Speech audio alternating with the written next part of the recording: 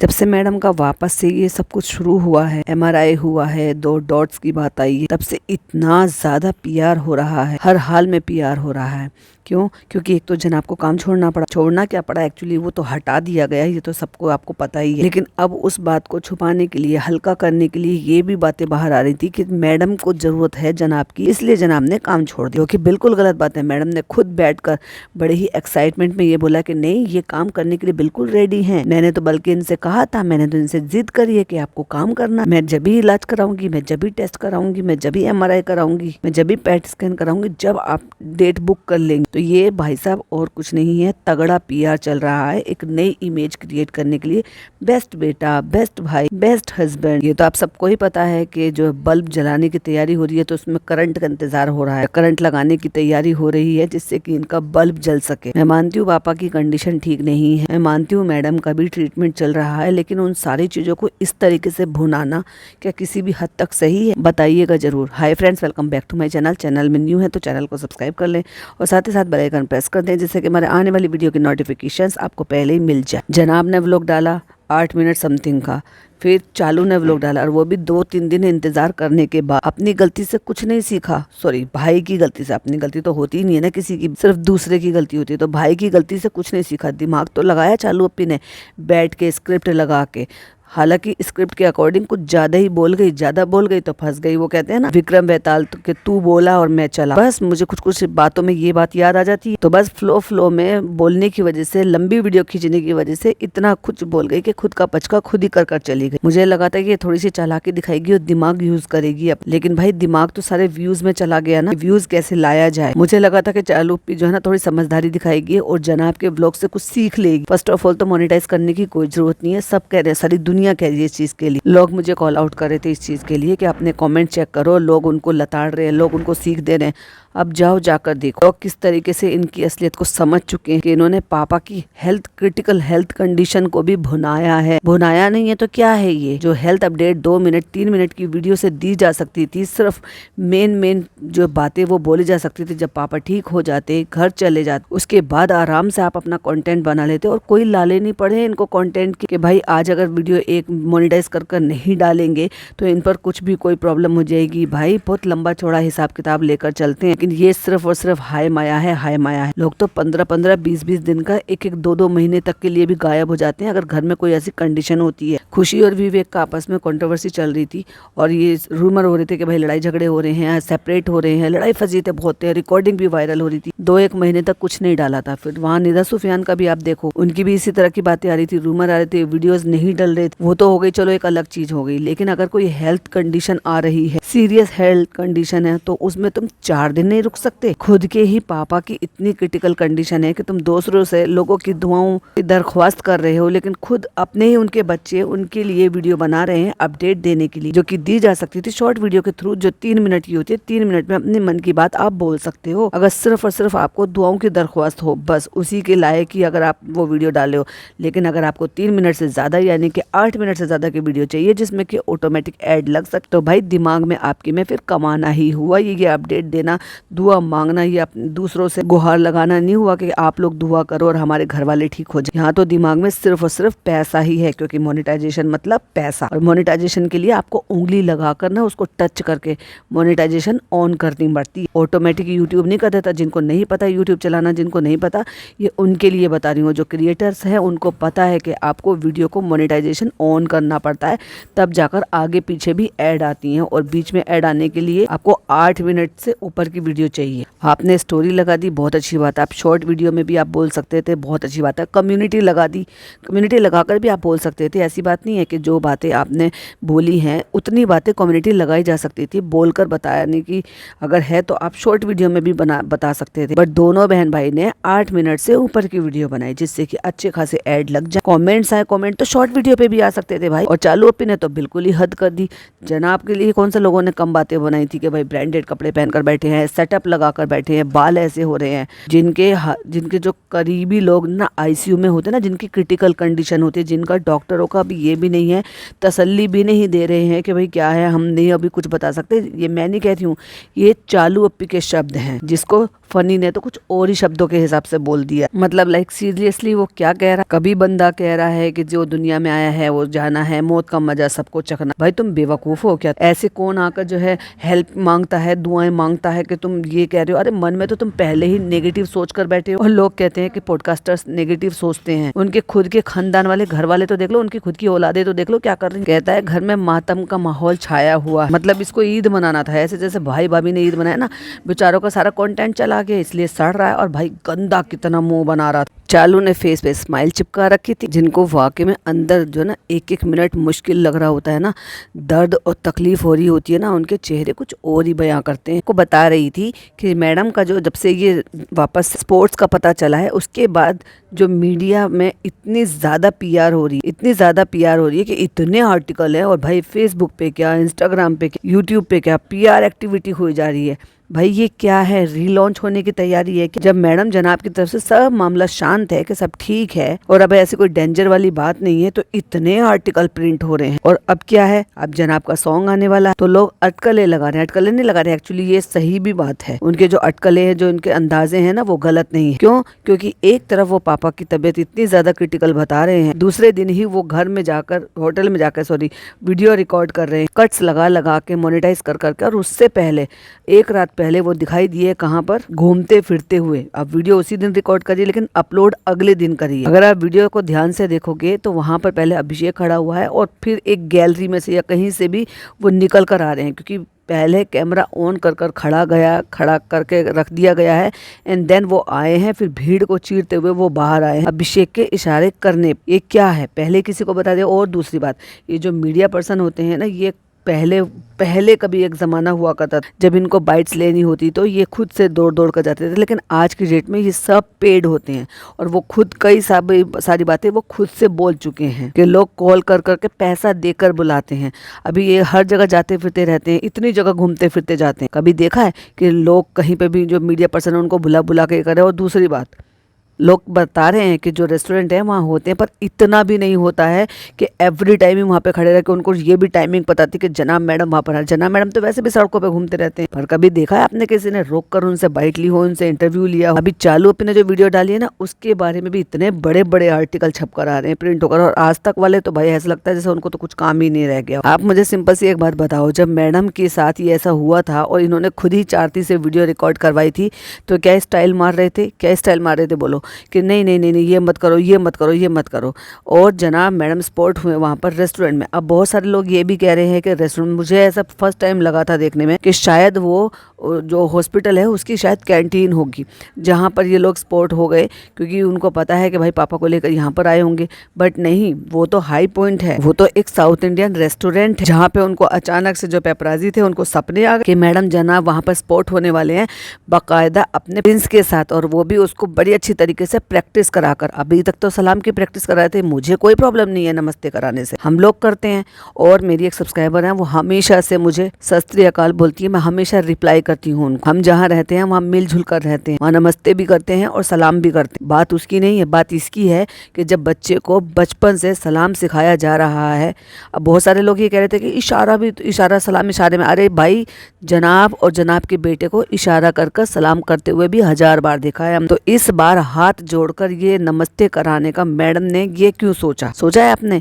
क्योंकि जिस तरीके से हाथ जोड़ते हुए फोटो आएंगे, रील्स आएंगी, उनका इम्पैक्ट ज्यादा पड़ेगा, यानी कि एक अपील फॉर्म में आएगा कि भाई मेरे दादू जो हैं वो बीमार हैं और हम ऐसे बाहर निकले हैं, हम परेशान हैं और हम हाथ जोड़कर आपको अपील कर रहे हैं। और वही बस सर्कल बना के लोगों ने पोस्ट कर दिया। सोचा है आपने? सलाम क्यों नहीं? सलाम भी तो हो सकता है ना। अगर आप किसी को ग्रीट कर रहे हो और आपने अपने बच्चे को सलाम करना सिखाया है, तो वालेकुम सलाम तो कोई भी कह देते हैं, चाहे वो मुस्लिम हो या नॉन मुस्लिम हो। और नहीं भी अगर वो बोल कर लेते हैं तो वो इशारे से लेते हैं। खैर अच्छी बात है कि उन्होंने ये सिखाया, क्योंकि उनकी नानी जो है वो अभी भी वो दूसरे धर्म में ही है। ऑफ कोर्स वो पूजा पाठ भी करती हैं, वो सिखाती भी हैं, बताती भी हैं, और उनकी वजह से ही उस बच्चे ने बहुत सारी चीज़ें सीखी भी हैं, जो कि अंकित के यहाँ जब ये लोग गए थे गणेश चतुर्थी के टाइम पर, जब वहाँ पे गणपति जी ये बिठाए थे उन्होंने, तो उसी टाइम पर वो बहुत सारी चीज़ें खुल गई थी। जब तो वो बहुत ज़्यादा बोलता भी नहीं, माँ बाप ने लाख छुपाया हो, लेकिन कहते हैं ना कुछ चीज़ें ऐसी होती है जब सामने आने वाली होती है ना, तो बस बच्चे जो है ना वो ईश्वर का रूप होते हैं, उनके थ्रू भी चीज़ें बाहर आ जाती है। तो उसको पता है कि उसकी नानी पूजा करती है, आरती करती है और वो भगवान जी हैं, तो छुपाना क्यों, ये हिपोक्रेसी क्यों करना। भाई तुम तो डंके की चोट पर आकर बोल सकते हो कि मैं कन्वर्ट हुई हूँ, मेरी मम्मी थोड़ी ना कन्वर्ट हुई है। ऑफ कोर्स नानी वहाँ पर रहती है या नाना है, वो भी कन्वर्ट नहीं हुए। अगर बच्चा नाना नानी के पास रहेगा, जाएगा, देखेगा, तो ऑफ कोर्स वो सारी चीज़ें सीखेगा और समझेगा, जानेगा उन चीज़ों को।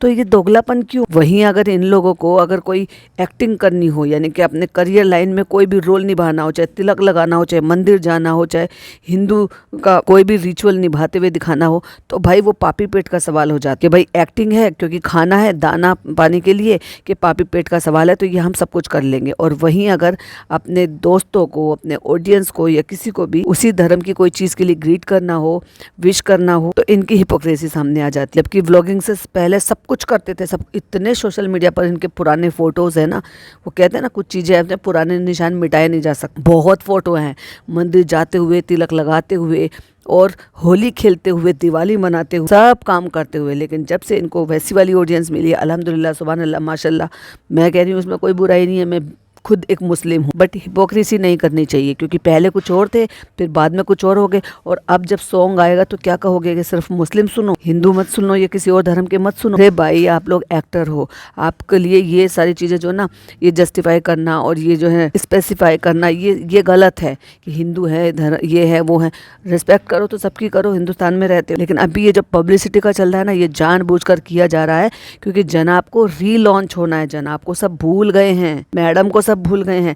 तो मैडम तभी बीमारी में लगी हुई है क्योंकि वो तो ट्रीटमेंट में रहेंगी, तो मे भी वो कोई भी काम आगे ना भी पकड़े अभी कुछ टाइम के लिए। और वो चाहती है बड़ी शिद्दत के साथ कि मैं सेटल हो ना हूँ, लेकिन मेरे जनाब बड़े एडजस्ट हो जाएं। इसीलिए लोगों को शक हो रहे हैं इनकी वीडियोस बनाने पर, इस तरीके से मोनेटाइज करने पर, कि ये अपने पापा की इस तरह से बता रहे हैं। अच्छा, पापा से बात आई है। बहुत सारे लोग हैं जो बातों को सुनते कुछ और हैं, समझते कुछ और है, फिर बोलते कुछ और है। तो उनको बहुत ध्यान से पहले चीजें समझनी चाहिए, सुननी चाहिए और उसके बाद बोलनी चाहिए। क्योंकि मैंने एक चीज बोली थी कि इनके पापा बीमार, और अब से नहीं, इतने लंबे टाइम से बीमार है। जब उनको फर्स्ट टाइम ब्रेन हेमरेज हुआ था उस टाइम से उनका ट्रीटमेंट चल रहा है, फिर उनको एक बार ब्रेन स्ट्रोक आया, तब से लगातार और ज्यादा कंटिन्यूअसली चल रहा है। ये किसने कहा, मैंने कौन से पॉडकास्ट में बोला कि इन्होंने ट्रीटमेंट ही नहीं कराया हो। ऑफ कोर्स ट्रीटमेंट चल रहा है लेकिन कोई अपडेट नहीं दी। जैसे आज आकर दोनों भाई बहन इस चीज को बोल रहे हैं कि हम जो पापा के लिए दुआ करो, ये करो, तो उस टाइम पर भी पापा के लिए सबने दुआ करी थी, तो तुमने कभी नहीं दिखाया। हर चीज तो तुम दिखा रहे हो, किसी को पैकेट दे रहे हो एक 10 रुपए का चिप्स का, तो तुम खोल कर दे रहे हो। तुम मदरसे में जा रहे हो तो तुम वो पैसे दे रहे हो, तो तुम वो बता रहे हो। हर चीज तो तुम मोनेटाइज कर दिखाते हो। और वहीं जब तुम्हारे घर का एक अहम हिस्सा है तुम्हारे पापा, उनका क्या ट्रीटमेंट चल रहा है, या कभी कभी तो अपडेट दे ही सकते हो। मत बनाओ टोटल कंटेंट, मैं तो बोल ही नहीं रही। और नहीं बनाना है तो अपनी बीवी को भी नहीं बनाना चाहिए। उसके लिए तो वो रो रही थी अस्पताल में खड़े होकर, सीढ़ी के पास, पर्टिकुलर अस्पताल में ही वीडियो बनाई गई भाई बिक्कू को बोलकर, जहां वो ब्रेक डाउन हो रही थी या सचमुच में रो रही थी या वो सब चीजें एक पहले से प्लानिंग थी। इनका दिल जाने बेहतर जाने, लेकिन मुझे तो वो सचमुच में, क्योंकि आंख नाक लाल हो रही थी, तो मुझे तो वो रोती हुई महसूस हो रही थी। तो मैं तो ये सोचूंगी कि वहाँ वो वाकई में रो रही थी। अब एक्टिंग इतनी अच्छी कर रही थी, वो आप डिसाइड कर लो, या वो उसका दिल बेहतर जानता है। पर मेरे लिए मैं यही कहूंगी कि हाँ, वो रो रही थी और उस टाइम जनाब जो है उसको सहारा दे रहे थे, लेकिन उन्हीं के ही इशारे पर उन्हीं का ही असिस्टेंट, उनका डीओपी जो है वो उनकी रिकॉर्ड कर रहा था। रोती हुई बीवी को जब वो सहानुभूति दे रहे थे तो वो रिकॉर्ड कर रहे थे, और वो भी कहाँ पर, भरे हॉस्पिटल में एक जगह कोना पकड़कर। क्या इसको क्या कहेंगे आप, कि मतलब बीवी रो रही है, ब्रेकडाउन हो रहा है, वो इतनी बुरी तरीके से रो रही है, हालत खराब है, और तुम रिकॉर्ड कर दिखा रहे हो। फिर जब जब मैडम की ट्रीटमेंट की बारी आती है कि भाई हमें ट्रीटमेंट कराना है, ये वाली रिपोर्ट आनी है, ये वाली रिपोर्ट आनी है, ये कराना है, वो कराना है, डिटेल में बैठ के जमीन पर बैठ जाते हो बखान करने के लिए। वो अच्छा लगता है, मतलब उसको मोनेटाइज करते हो। अरे कम दिखाओ, अपडेट दो, सिर्फ अपडेट दिखाओ। तुम्हें दिखाने की जरूरत नहीं है, सिर्फ अपडेट देने की जरूरत है। मैं मानती हूँ कि तुम लोग व्लॉगर हो, अपडेट देना, बताना, सारी चीज़ों का कंटेंट बनाना, ये तुम्हारा अधिकार है। पर कंटेंट बनाते बनाते इतना नीचे गिर जाना, इतना ज्यादा कर देना, तो ये तो नहीं है भाई। जैसे कि अभी पापा के टाइम पे मोनेटाइज करने की जरूरत नहीं थी, क्योंकि इनके हिसाब से बहुत सीरियस कंडीशन है। तो क्या सीरियस कंडीशन में आप कमाने की सोचोगे? आप बहुत सारे लोगों की अकल की बात समझ के भाई, जो कोई कमाने जाता है, जॉब पे जाता है, तो वो थोड़ी ना ऐसे कर सकता है। ऑफ कोर्स लोग 4 दिन की, 5 दिन की, 10 दिन की, 15 दिन की भी छुट्टी ले लेते हैं। कोई अपने माँ बाप को, अपने करीबी को, हस्बैंड वाइफ हो, माँ बाप हो, भाई बहन हो, अस्पताल में कोई आईसीयू में है, उनको छोड़कर नहीं भाग जाता जॉब करने के लिए, क्योंकि पहले जान बचाने की सोची जाती है। ये बाद में कमाई, नौकरी, जॉब, ये सब बात की बात है। हाँ, और अगर घर में इतने मेंबर हैं तो बारी बारी से कर लो और एक उनमें से फिर वापस से जॉब पे जा सकता है। और ये इनके केस बिल्कुल भी नहीं। जना पहले कौन सा 15-15 दिन में वीडियो डाला करते तो जल्दी जल्दी डाला करते थे, 15 दिन में डाला करते थे ना, तो कौन सा फर्क पड़ जाता। लेकिन मोनिटाइज करना बिल्कुल जरूरी नहीं था, ना बहन को ना भाई। और बहन ने तो पूरी हद पार कर दी। एक चेहरे पर स्माइल लेके एक्टिंग अपने हस्बैंड से करा, और जिस तरीके से हस्बैंड ने जो 3-4 बातें बोली वो तो बिल्कुल ही बेकार थी। यानी कि जो जनाब ने कहकर जो थोड़ी सी ट्रोलिंग कराई थी, वो चालू ने ये वीडियो बनाकर डबल कर दी उसको, और ये प्रूफ कर दिया कि एक्चुअली ये लोग जो है ना, बात का तिल का ताड़, ये बात बिल्कुल करेक्ट है। मुझे किसी ने एकदम करेक्ट वर्ड दिया है कि ये बात के लिए उन्होंने स्पेशली ये बोला था कि हुई होगी कोई भी प्रॉब्लम, बट इन्होंने तिल का ताड़ बनाया है। जो हम नहीं कह रहे, ना हम अपने मुंह से कह रहे, ये इनके ही एक्शन से पता चल रहा है। क्योंकि कोई भी बेटा, कोई भी बेटी इस तरह से अपने पापा की बीमारी की अपडेट देने में कमाता नहीं। एक्चुअली किसी में इंसानियत होगी तो बिल्कुल नहीं कमाएगा। हाँ, इंसानियत नहीं तो फिर बेचो, बीमारी को भी बेचो, अपनों की दुख को, तकलीफ को, ब्रेन हेमरेज, कैंसर की बीमारी को बेचो, फिर तुम दिखाओ। हाँ, मैं मानती हूँ तुम्हारा कंटेंट बनाने का बनता है, तुम वीडियो बनाओ, अपडेट दो, लेकिन इतना तो फिर ये मत दिखाओ कि भाई तुम्हें इतनी ज्यादा तकलीफ है, तुम बोलो कि हमें तो इसी से अर्निंग करनी है, इसी से पैसा आएगा तो ट्रीटमेंट कराएंगे। ऐसा कुछ नहीं है। अच्छा खासा खूब कमा लिया है, कोई ऐसी दिक्कत नहीं। अगर एक वीडियो मोनेटाइज नहीं भी करते तो कोई दिक्कत नहीं होती। जिस तरीके से इन्होंने 2-2 4 जोड़ कर जो अपनी वीडियो में दिखाया ना, उससे यही साबित होता है कि प्रॉब्लम तो हुई है, पर एक्चुअली इतनी नहीं है जो इनके चेहरों से हमें समझ में आ सके। क्योंकि इनकी जबान कुछ और कह रही है और इनके एक्शन और चेहरे कुछ और कह रहे हैं। अंदर की बात को तो गोल कर अब लोगों को बहुत अच्छे से अंदाजे लग रहे हैं कि कुछ तो डेफिनेटली हुआ है, अनबन हुई है, इनमें बातें हुई हैं, लड़ाई झगड़ा हुआ है, जिसकी वजह से भाई इतना ज्यादा नाराज है। क्योंकि भाई ने जिम्मेदारी खुद ले ली, क्योंकि ठेकेदारी ले ली। मैं जिम्मेदारी नहीं कहूंगी, जिम्मेदारी लेना एक अलग बात होती है, जिम्मेदारी की परिभाषा ही अलग होती है। पर मैं तो यही कहूंगी कि भाई ने ठेकेदारी ली है पापा की। क्योंकि अगर पापा की ठेकेदारी नहीं ली होती तो अपनी माँ को मिलाता अपने पापा से, उनको देखने देता अपने शौहर को। ये बात बिल्कुल चालू ने क्लियर कर दी। मैंने कहा ना, 9 मिनट की वीडियो बनाई और ओवरफ्लो में सब कुछ बता दी। जैसे कि उसने ये बताया कि फोन आया, इन तक खबर कैसे पहुंची, तबीयत खराब हुई पापा की, सुबह 8 बजे वो उठ नहीं पाए थे। इन्हें नहीं पता कि उन्होंने मूवी देखी है कि नहीं देखी, लेकिन चालू ने बोला कि हम रात को मिले थे पापा से, तब पापा रात तक ठीक थे, सुबह वो उठ नहीं पाए। जब वो उठ नहीं पाए हैं तो भाई ने फोन किया होगा, ऑफकोर्स किसको, अपनी अम्मी को, वरना अम्मी को कैसे पता चलेगा। अम्मी ने फोन किया होगा अपनी बेटी को या दामाद को, जो कि इनकी तरफ से कॉल नहीं उठाया गया। बड़ी समझदार है या करने वाली लड़की, जिसको आवर ने कॉल करा है, या उसको चालू से ज्यादा समझदार और जिम्मेदार समझती है, जो उन्होंने पिज्जा को कॉल करके कहा है कि उनको भी एक्चुअली नहीं पता कि हुआ क्या है। अब को तो उन्होंने कहा अटैक आया है, मतलब जनाब ने बोला ब्रेन स्ट्रोक आया है, उनको नहीं समझ में आया। वहां जाकर पता चला कि ब्रेन हेमरेज है। उन्होंने नहीं समझ में आया, उन्होंने अम्मी को क्या कहा पता नहीं, अम्मी को क्या समझ में आया उनको भी पता नहीं, और उन्होंने पिज्जा को क्या बोला कि अटैक आया है। मतलब बात को पूरा ही घुमा दिया और यही नहीं पता चल रहा कि एक्चुअली तकलीफ हुई क्या है। और उसके बाद फिर चालू और फनी को इतना मौका नहीं मिला कि जैसे भी हो आनंद फानंद में सबसे पहले भाई भाभी के साथ भाग। अरे लोगों के पास नहीं भी होता ना कुछ भी, जिस हाल में बैठे हैं, सो रहे हैं, उस हाल में सबसे पहले हॉस्पिटल भागते, सबसे पहले हॉस्पिटलाइज कराने की नौबत आती। और जो ये बकवास कर रहे हैं ना, तो चालू की एज की मेरी बहन जो मुझसे छोटी, 2024 के दिसंबर के लास्ट टाइम में उसको ये प्रॉब्लम हुई थी, जो मैंने पर्सनली देखा है। जो 20 सड़क पे हमारे साथ ये हुआ था, पूरी रात जाग के उसमें आईसीयू में जब वो थी, हमारी क्या हालत होती, एक टेस्ट दूसरा टेस्ट, एक एमआरआई, फिर सीटी स्कैन, फिर ये हमारी क्या कंडीशन थी ये हमें पता है। और ये आके कोई मुझे ज्ञान मत देना कि तुम्हें क्या पता उन पर क्या बीत रही थी, हमें पता था। खाना तक किसी ने अगले दिन शाम तक, रात तक किसी ने पानी तक मुंह में नहीं डाला था। बातें बनाना और ये सब करना तो बहुत दूर की बात, सिर्फ करीबी लोगों को पता थी। और उसका क्या ट्रीटमेंट चल रहा है, उसको कैसे रखते हैं, कैसे उसका मॉनिटर किया जाता है ना, ये हमें पता है। मुझे पता है कि उसका बीपी मॉनिटर होता है डेली, जैसे डॉक्टर ने बोला है। उसकी ब्लड थिनर की टैबलेट चलती है, जिससे कि उसको आगे चलकर ये प्रॉब्लम ना हो। और दोनों में अभी भी बैठकर जो वीडियो बना रहे हैं, फनी के चेहरे 12 बजे पड़े हैं। वो इस चीज से फ्रस्ट्रेट हो रहा है कि वो कंटेंट नहीं बना पा रहे अब, क्योंकि उसको ईद मनाने की पड़ी है। भाई ईद की फिक्र हो रही है उसकी, घर में मातम का माहौल है तो हम कुछ नहीं कर पा रहे हैं। कह रही है पापा को मिलने भी नहीं दे रहे हैं, देखने भी नहीं दे रहे हैं आईसीयू में। और इस बार पापा की ज्यादा हालत खराब हो गई है। ज़्यादा हालत ख़राब हो गई है। जब तुम्हें ये वीडियोस बनाने का मौका मिल रहा है तब तुम्हारे मन में ये ख्याल आया है कि हमें 9 मिनट की वीडियो रिकॉर्ड करनी है और उसको हमें मोनेटाइज करना है। जिनको नहीं पता, मैं बार बार अगेन एंड अगेन क्यों बता रही हूँ, जिससे कि उन लोगों को भी पता चले। जब आप वीडियो अपलोड करते हो तो टैग, डिस्क्रिप्शन, थंबनेल जो भी कुछ है वो लगाते हो, लेकिन आपके पास फिर ऑप्शन आता है कि आपको अपनी वीडियो को मोनेटाइज करना है। जब मोनेटाइजेशन वाला स्विच आप ऑन कर देते हो तब आपका ग्रीन डॉलर आ जाता है। ग्रीन डॉलर मतलब अब ये वीडियो आपकी पैसा कमाने के लिए तैयार है। तो इनको इतना होश था कि हम अपने पापा के लिए दुआ मांग रहे हैं तो हम इस वीडियो को मोनेटाइजेशन ऑन कर दें। लाइक सीरियसली, क्या आप जो सुन रहे हो, क्या आप ऐसा करोगे? खुदा ना करे अगर ऐसी कंडीशन हो कि आपका कोई भी लव वन, भाई, भाभी, भैया, बहन, पति, हस्बैंड, वाइफ, माता पिता, कोई भी अगर किसी भी क्रिटिकल कंडीशन में ऐसा हो, खुदा ना करे ऐसा हो, मैं जस्ट एक एग्जांपल दे रही हूँ, तो क्या आपके मन में ऐसा थॉट आएगा? क्या आप अपने पेशेंट को, अगर कोई कमाने के लिए बोल रहा है तो वहाँ आईसीयू में छोड़कर जॉब पे चला जाएगा, या कोशिश ये करेगा कि जब तक कंडीशन स्टेबल नहीं हो जाती तब तक हम ये ना करें? हाँ, 2 बेटे हैं, 3 बेटे हैं, तो 1 या 2 दिन के बाद एक उनमें से बहुत ज़्यादा ज़रूरी है तो एक अपनी जॉब पे जा सकता है अगर दूसरा है।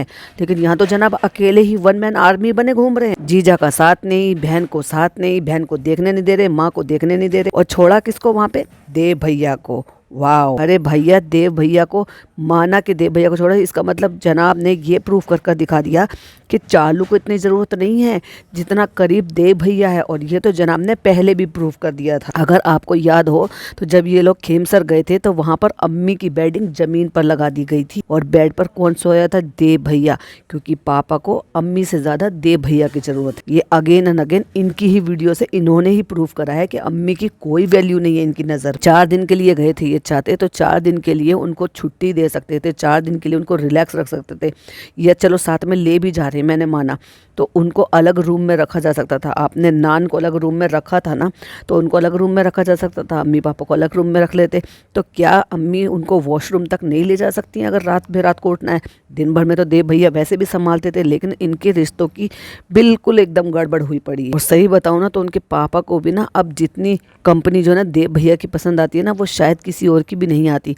हम सब बातें कर रहे थे, बहुत सारे लोगों को मैंने सुना, कमेंट्स पढ़े, मैंने देखा, मैंने लोग किस तरह की बातें कर रहे हैं कि साथ में रखो, ये रखो, वो अच्छे रहते हैं। हाँ, वो थोड़ी बहुत देर के लिए। ये अगर आपको याद हो ना, इन्होंने ये कंडीशन लाकर इन्होंने जनाब मैडम ने खुद से खड़ी करी है, क्योंकि अगर वो चाहते तो जब पापा को ब्रेन स्ट्रोक आया था सेकंड टाइम पे, पहले ब्रेन हेमरेज हुआ था, फिर जब ब्रेन स्ट्रोक आया था 2021, जहाँ पे मैडम कहती गेट लॉस, और तुम्हें लगता है कि तुम अपने माँ बाप की ऐसे नहीं करते होंगे, मैं करूँगी, मैं डिक्की में जाकर सो जाऊँगी, जब वो डायलॉग बाजी मारी थी, उसके बाद से इन्होंने ये डिसाइड कर लिया था कि हमें अम्मी से दूर रखना है पापा को, यानी कि पूरी जिम्मेदारी से फ्री कर दिया था। भाई जब इतने साल हो गए ना तो फिर इतनी वैल्यू भी नहीं रहती है कि क्योंकि उनको करना नहीं है, बस एक काम सौंप रखा है कि बस तुम्हें वहां से उनके लिए एक फीकी सब्जी बनाकर लेकर आनी, रोटी ऊपर से होती है, सलाद, पहले सलाद भी आती थी, अब सलाद भी नहीं आती, बस आप आ जाओ, खाना सब्जियां दे जाओ और वापस से चले जाओ। कोई दिन भर बैठना नहीं, कोई 4-6 घंटे बिताना नहीं। कभी सोचा है किसी ने ऐसा क्यों है?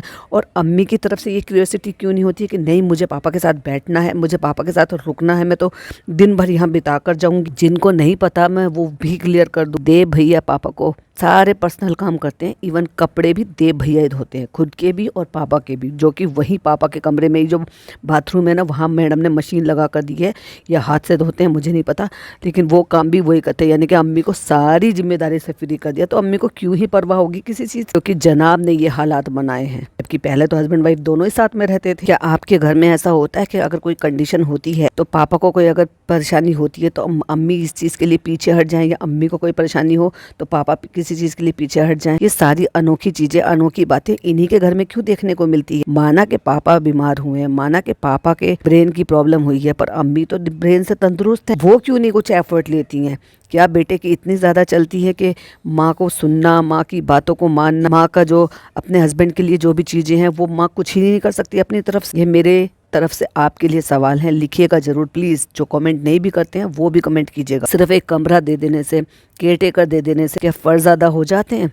बन गए अच्छे बेटे, बन गए जन्नती बेटे। इन्होंने पापा का आज ये हाल लाकर खड़ा कर दिया है कि पापा की नज़र में अपनी बेटी उतनी नहीं है, लेकिन शीतल है, अपनी वाइफ इतनी नहीं है, देव भैया हैं, इसलिए इन्होंने शीतल को दिखाना ज़्यादा जरूरी था। बहुत सारे लोग कह रहे हैं फिजियोथेरेपिस्ट है, अरे फिजियोथेरेपिस्ट अभी करेगी क्या?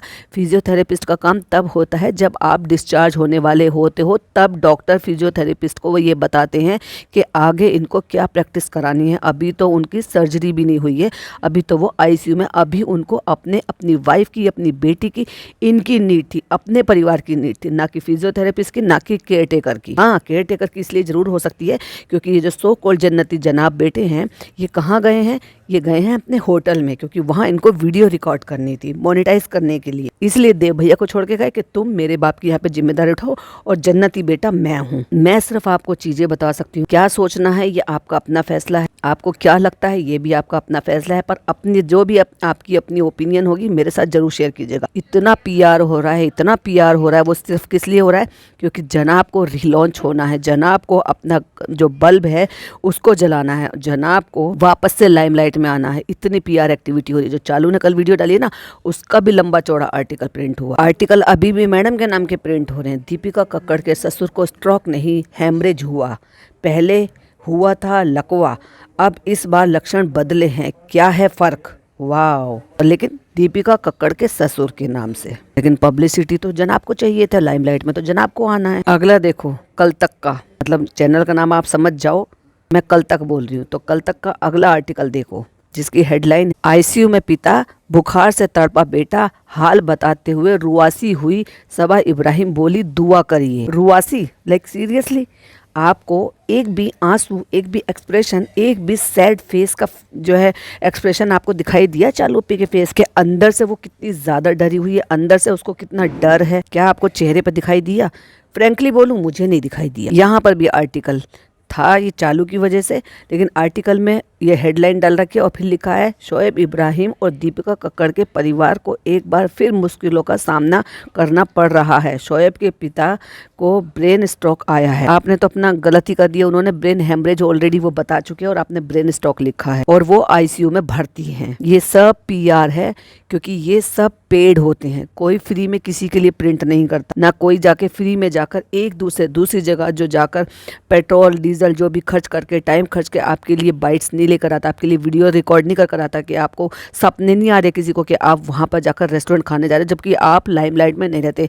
सलमान खान नहीं है आपके, सलमान खान कहीं जा रहे हैं तो वहां पे आपको ऑटोमेटिक ही वो सब चीजें मिल जाएगी, वो अपने आप में ही एक न्यूज बन जाएगी। और जब सलमान खान का जिक्र आया है तो मैं वो भी बता दूं, अभी वो कहीं थे और वो परेशान थे, तो उन्होंने मीडिया पर्सन को खरी खोटी कह लो, या उनका अंदर का जो दर्द था वो बाहर निकला था, जो उन्होंने बोला था।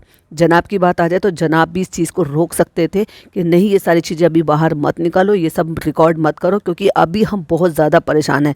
लेकिन अगर किसी को यही काम करने हैं तो सबसे पहले कॉल करके बुलाया जाता है, पूरा स्टाइल दिखाया जाता है, वेव करेंगे, हाथ खोलेंगे, बिठाएंगे, नमस्ते करवाएंगे बच्चे से, सर्कल बना बना के संस्कार के लिए।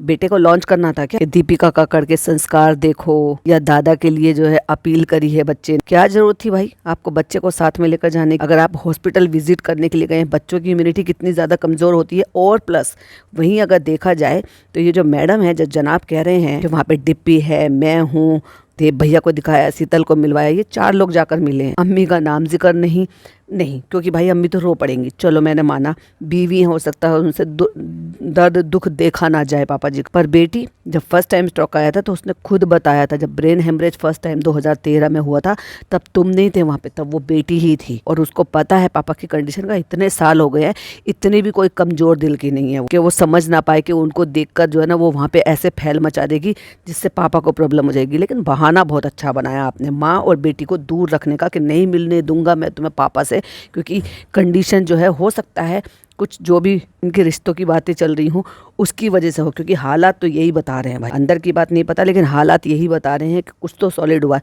और क्यों जीजा को नहीं दिखाने थे, उसका भी दिल कमजोर था भाई। ये जो जीजा साले हैं, ये दोनों बड़े हैं, भाई भाई की तरह से एक दूसरे का सहारा बन सकते थे खड़े होके। जब ये दामाद यहाँ पे रहता है, दामाद भी बेटे के बराबर ही होता है, इवन बेटा ही होता है। जब तू रहता ही ससुराल में है तो तेरी भी जिम्मेदारी बनती है। जनाब ने तो एक बार भी नहीं बोला कि मैं होटल में आया हूँ तो मैं फनी को वहां पर छोड़कर आया हूँ पापा की देखभाल में। इवन दोनों में से किसी ने एक बार भी ये नहीं बोला कि हम पापा को देखकर आए हैं या हमने पापा को देखा है। उल्टा ये कह रही थी कि मैं देख नहीं पाऊंगी, इसलिए मैंने देखा, मैं एक ही बार देखूंगी जब वो ठीक होकर घर आ जाएंगे, क्योंकि मेरी नजरों में उनका स्माइली चेहरा ही है। अरे हर औलाद को अच्छा लगता है कि हम अपने पापा को हंसता मुस्कुराता हुआ देखें, लेकिन जब कंडीशन ऐसी होती है तो तुम रुक कैसे गए, तुम्हारा दिल मान कैसे गया। लगता है कुछ ज्यादा ही अनोखी प्रजाति के लोग हैं, और जो इस चीज को सपोर्ट कर रहे हैं, डिफेंड कर रहे हैं, वो भी मुझे लगता है उन्हीं की प्रजाति के, क्योंकि आम तौर पर तो भाई आम इंसान तो ऐसे नहीं होते। ओवरऑल पूरी की वीडियो जो चालू अपी ने बनाई है उसमें कई सारी अपडेट्स तो दे ही दी हैं, जैसे कि व्लॉग में देती हैं, होती हैं व्लॉग में। ओपनिंग ले ली, एंडिंग ले ली, बकरीद का बता दिया, ईद विश कर, हैदर को फीवर है, क्यों बच्चे को लेकर गए भाई तुम, जब तुम्हें वहां पर देखना नहीं है, तुम हॉस्पिटल में नहीं देख रहे, तो तुम होटल में कैसे रुक गए। अगर तुम हॉस्पिटल नहीं जा सकते थे तो तुम होटल में कैसे रुके जहां से तुम बच्चे को इन्फेक्शन करके ले आए हो या वायरल करके ले आए, जिसकी वजह से उस बच्चे को, मासूम से बच्चे को भी फीवर है। और भाई ने सख्ती से मना करा होगा कि तुम बिल्कुल व्लॉग में नहीं आओगी, जो तुमने पिछली बार किया या जैसे भी किया, इस बार वो रिपीट नहीं होना चाहिए कि तुम चालू की वीडियो में आकर अपील नहीं करोगी या कुछ भी अपना जो मतलब फीचर नहीं होगी तुम उसकी व्लॉग में। इसलिए चालू अपी ने ये कहा, लेकिन उसके बाद चालू अपी ने अम्मी को दिखाया तक नहीं। याद है ना पिछली बार के लिए वो कितनी बुरी तरीके से रो रहे थे, और वाकई में दिल से उनको तकलीफ थी उस टाइम पे जब वो कह रहे थे कि अपने अंकल के लिए दुआ करना। उसको कहते हैं कि जब इंसान तकलीफ में होता है ना, तो जो उसका लव वन होता है ना, उसके अंदर की जो फीलिंग होती है ना, वो ऐसे बाहर निकलती है। इस बार तो नहीं लगा हमें, और तुम मुंह से कह रहे हो कि क्रिटिकल कंडीशन है, होगी क्रिटिकल कंडीशन ही होगी, पर तुम्हारे चेहरों से वो बिल्कुल नहीं दिख रही। बहुत अच्छे एक्टर नहीं हो तुम कि अच्छी एक्टिंग नहीं कर पाए और पकड़े गए। और ये आदमी तो मुझे बहुत ही ज्यादा बुरा लगता है भाई। इसको तो ये लग रहा था कि भाई मौत का मजा सबको चखना है और मातम का माहौल छाया हुआ। ये बोलने के शब्द हैं। जहाँ इंसान दुआ मांगने के लिए, उनकी ठीक होने की कामनाएं करने के लिए, दूसरों से उम्मीदें जगाने के लिए ये कह रहा है कि प्लीज़ आप सब भी दुआ करना, हम भी कर रहे हैं, आप भी करो, जल्दी से जल्दी पापा ठीक होकर आ जाए। ये कैसी बकवासी बातें कर रहा है भाई। हम इस बात को मेरे मुंह पे जबान पे आने से पहले मुझे 50,000 बार सोचना पड़ रहा है कि नहीं मैं ये लाइन भी ना बोलूं कि एक दिन तो सबके साथ ऐसा होना है। सब अरे मैं क्यों बोलूं, पॉजिटिव रहेंगे ना हम, तो पॉजिटिव सोचेंगे कि नहीं पापा इब्राहिम ठीक होकर घर आएंगे। और ये बंदा ऐसी बातें कर रहा है यहाँ पर बैठ के, मौत का मजा तो सभी को चखना है। अरे भाई वो बातें अलग होती हैं, जब कुछ हो जाता है उसके बाद जब बातों में बातें निकलती हैं ना, तब इंसान इस तरह की बातें करता हुआ थोड़ा समझ में आता है कि चलो कुछ ऐसा हो गया, हैपन हो गया, कुछ भी हुआ, उसके बाद इंसान इस तरह से बोलता है कि ये तो देखो होता है क्योंकि दुनिया ऐसे ही चलती आ रही है। लेकिन अभी तुम ठीक होने की उम्मीद लोगों में देने के लिए और उनसे उम्मीद लेने के लिए आए हो और ये बकवास बातें कर रहे हो। मैंने हमेशा कहा ना, जब भी आदमी मुंह खोलता है ना, हमेशा उल्टा ही बोलता है। और इसकी बात तो 100% ये लग रहा था कि कितना डेस्परेट हो रहा है इन सारी चीज़ों को एंजॉय करने के लिए कि ईद है, मौका है। इनको बड़ा लग रहा है। पिछली बार इन्होंने बकवास करी थी कि बच्चे हैं, बच्चे नहीं मान रहे थे। भाभी हॉस्पिटलाइज थी, आईसीयू में एडमिट थी, तो इन्होंने बच्चों के नाम का ठीकरा फोड़ दिया था कि भाई बच्चे नहीं मान रहे। अरे भाई बच्चा कौन है? वो लड़की 18 साल की थी, पिछले साल की बात है ना, वो लड़का 17 साल का था, पिछले साल की बात है। वो लड़की 21 साल की थी, रिज़ा की बात कर रही हूँ मैं। वो बच्चे समझ सकते हैं कि घर की एक अहम किरदार, एक अहम हिस्सा जो उनकी भाभी लगती है, वो हॉस्पिटलाइज्ड है, वो आईसीयू में है और इतनी बड़ी बीमारी की सर्जरी हुई है, जूझ रही है उनसे, अभी तक घर नहीं आई है। वो हॉस्पिटल में थी और आईसीयू में थी, और ये लोग ईद मना रहे थे क्योंकि इनके घर के बच्चे नहीं मान रहे थे। और यही बातें मुझे अब फिर नजर आ रही थी फनी के बातों में कि वो बहुत कुल रहा है इस चीज़ के लिए कि नहीं हम ये नहीं कर पा रहे और हमारा कंटेंट नहीं बन पा रहा, इसलिए तो बोल रहा है घर में माहौल में मातम का माहौल छाया पड़ा है। शर्म नहीं आई तुझे ये लाइन बोलते हुए? और दुआ मांगने आई बेटी, प्यारी चाहिए थी बेटी, जो अपने पापा का स्माइली चेहरा देखना चाहती है। वो कह रही है कि आप सबको ईद मुबारक। वाह। एक लाइन और बोली इन दोनों में अभी ने, जो मुझे बहुत ज़्यादा खली। भाई मैं जब से मुझे पता चला है ना, मेरे मन में सिर्फ एक ही बात है और पॉजिटिव ही सोच रही हूँ। ये ख्याल आ ही नहीं रहा कि उनके पापा ठीक नहीं होंगे। मन में यही बात आ रही है कि ठीक होंगे और अपने घर आ जाएंगे। कहता है बेसिकली डॉक्टर ये बोल रहे हैं कि ये 100% क्लियर नहीं है कि वो पहले जैसे अच्छे हो जाएंगे या कितने % अच्छे हो जाएंगे। तुम औलाद हो, अगर कोई बाहर का ये बातें बोले या डॉक्टर बोले तो बात अलग है। डॉक्टर तो सारे के सारे जो हिसाब किताब लगाकर चलते हैं, पर तुम औलाद हो, तुम ये सारी बातें सोचकर मन में ला भी रहे। देख लो भाई इनके बच्चे कैसे हैं, मोनेटाइज करके वीडियो डाल रहे हैं, अच्छा सा सेटअप बना के वीडियोस को जो है ना मोनेटाइज करके वहाँ पे डाल रहे हैं, फालतू की बखान बना रहे हैं अपडेट के नाम पर। एक बेटा है जो पीआर एक्टिविटी कराया जा रहा है, और ये सब पेड होता है, पैसे देकर होता है। कोई आज की डेट में जो है फ्री में नहीं होती, पब्लिसिटी फ्री में नहीं आती है आज की डेट में। वहीं आपने अगर एक मोमेंट पे देखा होगा तो जब ये उठी थी ना, ये कह के कि हम जा रहे हैं, रोज़ा इफ्तार का टाइम हो गया है, पीछे से नहीं ये ऐसे उठा जैसे बेचारे की बॉडी में कितनी तकलीफ हो रही है, जैसे बेचारे को कितना दर्द हो रहा है कि ये कंटेंट नहीं बना पा रहा है, ईद नहीं मना पा रहा है, व्लॉग नहीं बन रहे हैं इनकी। इसकी शक्ल देखो जरा। आपने सोचा ये बोल कर गई थी कि अगर अम्मी को ठीक लगता है तो हम अम्मी से आपको मिलवाते हैं। डेफिनेटली इसको पता होगा कि अगर मेरी वीडियो बाहर आई तो भाई जो है फिर वापस से मुझे कुछ कहेगा। तो हो सकता है इसने पूछा हो सकता है अम्मी ने इससे कहा हो कि पहले भाई से पूछ ले एक बार, और उन्होंने मना किया हो। क्यों? क्योंकि इससे पहले भी हमने अम्मी को देखा है, जब जब कभी किसी के लिए भी दुआ मंगवाना हो, सलाम करवाना हो, अम्मी सामने आती है कैमरे पर इस बार अम्मी नहीं आई। जब पिछली बार रो कर सामने आ सकती थी, तो इस बार ऐसा क्या था भाई? रोना तो पिछली बार भी था, रोना इस बार भी। तो पिछली बार से इस बार में इतना क्या फ़र्क हो गया? आप बताइएगा जरूर। रिश्तों में फ़र्क आया है या प्यार में फ़र्क आया है? और भी बहुत सारे पॉइंट्स हैं, फिर कभी आपके साथ शेयर करूंगी। वीडियो पसंद आए तो लाइक शेयर कीजिएगा, चैनल पे पहली बार आए तो सब्सक्राइब कीजिएगा। फिर मिलती है कोई नई वीडियो नई अपडेट के साथ। टिल देन बाय बाय, अल्लाह हाफिज़, टेक केयर।